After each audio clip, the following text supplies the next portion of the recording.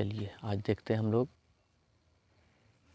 अभाज्य संख्या किसे कहते हैं। ठीक है, तो कहा जाता है कि अभाज्य संख्या किसे कहा जाता है, तो एक बड़ी वैसी संख्या जो स्वयं एवं एक को, मतलब खुद के और एक को छोड़कर, ठीक है ना, एक को छोड़कर किसी अन्य संख्या से विभाजित ना हो, उसे हम क्या कहते हैं, अभाज्य संख्या कहते हैं। क्या क्लियर हुआ? कैसे कि एक बड़ी वैसी संख्या जो स्वयं एवं एक को छोड़कर किसी अन्य संख्या से विभाजित ना हो, उसे हम अभाज्य संख्या कहते हैं। या इसको हम दूसरी भाषा में कह सकते हैं ना कि वैसी संख्या जिसके केवल दो गुणज हो उसे हम अभाज्य संख्या कहते हैं। जैसे में बता सकते हैं ना कि दो, अब दो को केवल कितना गुणज हो सकता है, हाँ? तो जैसे देखिए एक, ये हमने ले लिया है, एक तो पहले एक से गुणज होगा, दूसरा ये खुद का हो जाएगा, है ना, तो इसका केवल दो गुणज होना चाहिए, उसे हम क्या कहते हैं, अभाज्य संख्या। ठीक है इसी तरह से 3 का भी होगा, 5 का, 7 का, 9 का देखो नहीं हो सकता है। क्यों नहीं होगा? 9 का देखो तो देखा जाए तो पहले तो ये 1 से होगा, 1 हो गया है, दूसरा जो है ना ये 3 से विभाजित हो रहा है, तीसरा देखा जाए तो खुद से 9 हो रहा है ना, तो ये अभाज्य संख्या नहीं होगा, है ना, ये अभाज्य संख्या नहीं होगा। इसमें कहा गया है कि एक बड़ी वैसी संख्या जो स्वयं एवं एक को छोड़कर किसी अन्य संख्या से विभाजित ना हो, उसे हम अभाज्य संख्या कहते हैं। मतलब एक को छोड़ देना है और खुद से करना है। ठीक है, उसके बाद देखो 11 है, इस तरह से आगे डॉट डॉट को अनंत तक ले गया है। ठीक है, हाँ, अब इनमें से बताना है कि सबसे छोटी संख्या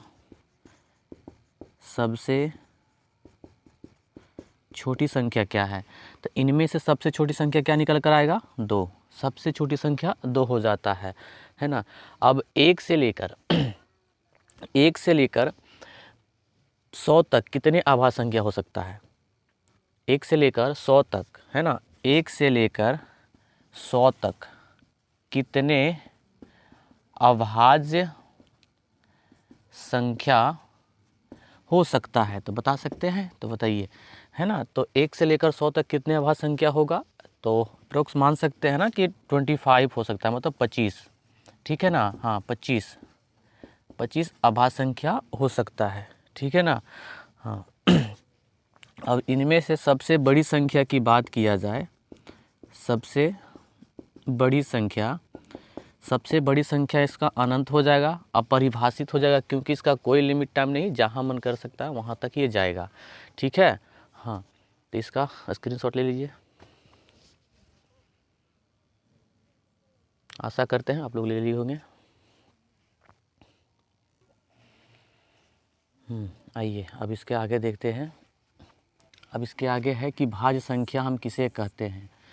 तो कहा एक बड़ी वैसी संख्या, क्या कहा है कि एक बड़ी वैसी संख्या जो स्वयं एवं एक के अलावे, मतलब खुद तो होना चाहिए और एक के अलावे, मतलब खुद जो संख्या रहेगा और जो एक होता है, अन्य संख्या से भाज्य हो, उसे हम क्या कहते हैं, भाज्य संख्या कहते हैं। ठीक है ना, उसे हम भाज्य संख्या, या तो हम दूसरी भाषा में भी कह सकते हैं इसको कि वैसी संख्या जिसके 2 से अधिक गुणज होना चाहिए, उसे हम भाज्य संख्या कहते हैं। जैसे देखो 4 को अगर देखा जाए ना, तो पहला तो 1 से भाज्य होगा, दूसरा जो है ना ये 2 से भाज्य होगा, तीसरा ये 3 से भी भाज्य होगा। अब बताओ 2 के अलावे अब इसका 3 गुणज आ रहा है ना, मतलब 2 से अधिक गुणज है या नहीं है ना।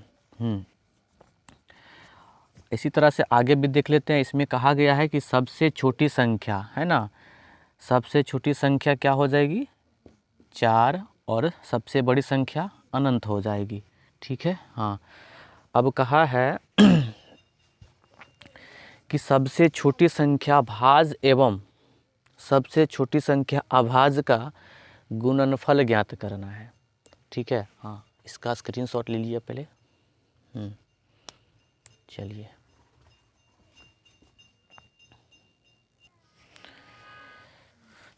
एक प्रश्न देते हैं। कहा गया है कि सबसे छोटी भाज्य संख्या और सबसे छोटी अभाज्य संख्या का गुणनफल क्या होगा। तो सबसे छोटी भाज्य संख्या 4 होता है गुणे, है ना, और सबसे छोटी अभाज्य संख्या क्या होता है 2। तो अगर दोनों में गुना किया जाए तो क्या हो जाएगा 8 हो जाता है। ये हो गया इसका, है ना। अब हम क्या करते हैं कि गुणनफल को हटाकर हम भागफल लगा देते हैं, ठीक है ना। हाँ, हम यहाँ से गुणनफल को हटा देते हैं, अब लगाते हैं भागफल। तो भागफल क्या होता है, कहा गया है, क्या लिखा दिए, भागफल, ठीक है ना। कहा कि सबसे छोटी संख्या एवं सबसे छोटी अभाज्य संख्या का भागफल क्या होगा। तो भागफल देखो, तो यहाँ पर ध्यान दिया जाए तो सबसे छोटी भाज्य संख्या 4 होता है और सबसे छोटी संख्या अभाज्य 2 होता है। इसको अगर हम कटा देते हैं तो कितना बार में कट जाता है 2 आता है, ठीक है। क्लियर है यहाँ तक। चलिए इसको नोट में लिख सकते हैं। नोट में क्या लिख सकते हैं, नोट में ये लिख सकते हैं कि किसी भी भाज्य संख्या किसी भी भाज्य संख्या को अभाज्य संख्या के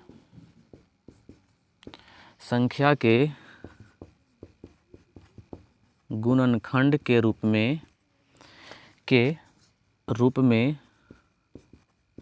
में लिखा जा सकता है। हाउ, कैसे लिखा जा सकता है बताइए, ठीक है। तो हम एक संख्या लेते हैं, जो पहले कहा गया है कि किसी भी भाज्य संख्या को, चलो हम 10 ले लेते हैं भाज्य। अब इसको कहा गया है कि किसी भी भाज्य संख्या को अभाज्य संख्या के रूप में हम लिख सकते हैं, ठीक है। कैसे, तो गुणनखंड के रूप में। अब इसको हम तोड़ेंगे तो कैसे टूटेगा, 2 गुने 5, 2 गुने 5। अब ध्यान से देखा जाए तो ये हो गया भाज्य संख्या, अब ये हो गया अभाज्य संख्या। हुआ कि नहीं हुआ बताइए, हुआ ना। इसमें वही कहा गया कि किसी भी भाज्य संख्या को अभाज्य संख्या के गुणनखंड के रूप में हम लिख सकते हैं, ठीक है। और आगे इसमें अगर हम कहें 40 का लिखने के लिए, दूसरा हम दें कि 40 का अभाज्य गुणनखंड लिखें, तो कैसे लिखेगा बताओ, कैसे लिखेगा।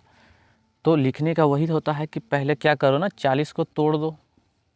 40 को तोड़ेगा 10 20, फिर हो जाएगा 10, फिर हो जाएगा 5, फिर 5 से एक बार में कट जाएगा। तो इसका क्या क्या गुणनखंड आ गया है, सीधा सीधा लिख दो। तो 2 गुने 2 गुने 2 गुने 5 आ गया है। अब यहाँ से इसको ऐसे भी लिख सकता है कि 2 पे पावर 3 गुने 5 पे पावर 1 हो जाएगा, है ना। तो ये हमारा क्या था, भाज्य था, है ना। और ये हमारा क्या हो गया है, अभाज्य हो गया है। अब क्लियर हो गया है ना, अब क्लियर हो गया है।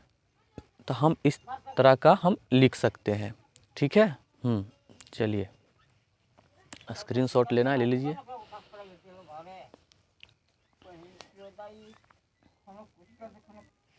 आइए हम इस प्रश्न को देखते हैं। अब इसके विपरीत देखने वाले थे, उस समय हमने सीधा देखा है। अब इसका विपरीत मतलब क्या होता है, उल्टा देखते हैं। कहा है कि अगर अभाज्य संख्या दिया रहेगा, मतलब अभाज्य संख्या के गुणनफल के गुना या उसको सरल करके है ना किया जाए तो भाज्य संख्या होगा, ठीक है ना। जो अभाज्य संख्या का गुणनफल होगा उसको अगर हम सरल कर देंगे तो वो भाज्य संख्या हो जाएगा। कैसे होगा देखते हैं, ठीक है ना। अभी देखो ये हमारा क्या है, अभी अभाज्य संख्या है, और ये अभाज्य संख्या है। अब इसी को अगर हम गुना करते हैं, इसी को अगर हम गुना कर देते हैं तो क्या बन जाएगा, हमारा भाज्य बन जाएगा। कैसे, 3 दूना 6, 6 पचे 30, है ना। और 7 कितना होता है 42। हाँ ज़्यादा हो गया क्या, 3 दूना 6, 6 पचे 30 और 7 21, मतलब 210 हो जाता है। यह देखो हमारा क्या निकल कर आ गया है, भाज्य। जस्ट इसका हमने उल्टा किया है। इसी तरह से इसमें करेंगे तो इसका स्क्वायर करेंगे तो 9, इसका कितना हो जाएगा 16, कितना हो जाएगा इसका, तो करेंगे 2 गुने 2 गुने 2 गुने 2, 2 दूनी 4, 4 दूनी 8, 8 दूनी 16 गुने 5, तो कितना हो जाएगा, तो 16 पचे 80, 8 9 72, मतलब 720, 720। तो अब देखा जाए तो ये अभी हमारा क्या है, अभाज्य संख्या है, अभाज्य संख्या है, ये निकल कर क्या आ गया है, भाज्य। क्लियर है यहाँ तक, बताइए, यहाँ तक समझ में आ गया होगा तो बताइएगा आप लोग, ठीक है। हाँ, अब इसी तरह से हम आगे देते हैं, अब इसको बताना है कि भाज्य होगा या नहीं होगा, ठीक है। बताना है। आइए हम एक प्रश्न सिद्ध करते हैं, जिसमें दिया गया है कि 5 गुने 4 गुने 3 गुने 2 प्लस के 5 है। ये बताना है यह भाज्य होगा या अभाज्य होगा, है ना। इसको सिद्ध करके बताना है क्या होगा जो, ठीक है। हाँ, तो इसको करने के लिए हम क्या करते हैं ना, पहले प्रश्न में देखते हैं कि इक्वल क्या है, मतलब बराबर कौन सी प्रश्न है, मतलब कौन सी संख्या है। तो कौन सी संख्या हमको दिख रहा है इक्वल, 5 5 दिख रहा है ना, तो 5 का कॉमन ले लो, 5 का कॉमन ले लेगा तो 5 एक बार में कट गया, गुने 4 नहीं कटता है, गुने 3 भी नहीं कटता है, 2 प्लस के कितना हो जाएगा, एक बार में ये भी कट जाता है। अब यहाँ से पहले क्या करो ना, सबके गुना कर लो। तो हम 5 लिखेंगे ऐसे कि 4 तिया 12, 12 दूनी 24, तो लिखेंगे 24 प्लस के 1, 24 प्लस के 1 हो गया है। अब 5 को लिखेंगे, अब इसको जोड़ने पर कितना आता है, 25, है ना, 25 है। अब हम क्या करेंगे, लिखेंगे 5 गुने, अब 25 को तोड़ना है, तब 25 को कैसे तोड़ेगा, 5 25। अब बताना है कि 5 क्या है। अब देखो ये भी अभाज्य संख्या है, ये भी अभाज्य संख्या है, ये भी अभाज्य संख्या है ना, तो क्या निकल कर आ जाएगा, अभाज्य, है ना, अभाज्य संख्या निकल कर आ जाएगा। एक सवाल है, कहा गया है कि 7 गुने 11 गुने 13 प्लस के 13 है। अब पूछा है कि ये अभाज्य संख्या क्यों है, इसको बताना है कि अभाज्य संख्या क्यों है, ठीक है। तो बताएं कैसे, इसको बताओ। तो हम क्या कहे हैं कि जो संख्या सबसे ज़्यादा दिखता है उसी को कॉमन ले लो, है ना। तो कॉमन हम किसका लेंगे, 13 को, है ना, क्योंकि 13 2 गो है, तो हम 13 को कॉमन ले लेंगे। तो 7 गुने 11 गुने एक बार में 13 प्लस में एक बार में 13 कट गया है। अब इसको फिर से लिखेंगे 13, अब 11 सत्ते 77, तो 77 हो गया है, प्लस में एक को लेना है, ठीक है। उसके बाद लिखेंगे 13 गुने, अब जोड़कर कितना आ जाएगा, 78, 78 आ गया है। अब 78 को तोड़ो, 78 को तोड़ना है, कैसे तोड़ेगा, है ना। तो 78 को जल्दी से तोड़ दो, कैसे तोड़ेगा, देखो ये 78 है, कितना बार में टूटेगा, 2 से टूटेगा ना, 2 से कितना बार में टूट जाएगा, 39 दूना होता है 78। उसके बाद कितना से टूटेगा, 3 से 13 39, फिर 13 से तोड़ देंगे एक बार में। तो इसका क्या क्या गुणनफल आ गया, पहले तो लिखेंगे 13 गुने,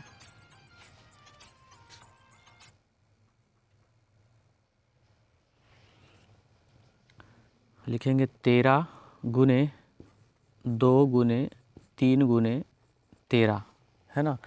तो बताना है क्या निकल कर आया है, सारे क्या है, सब अभाज्य संख्या है, अभाज्य संख्या है, ठीक है, अभाज्य संख्या है। तो इसको लिखने का तरीका होता है, इसमें लिखना पड़ता है कि चूँकि हम जानते हैं कि अभाज्य संख्या का गुणनफल संख्या का, है ना, लिख ही देते हैं, चलिए लिख देते हैं। चूँकि हम जानते हैं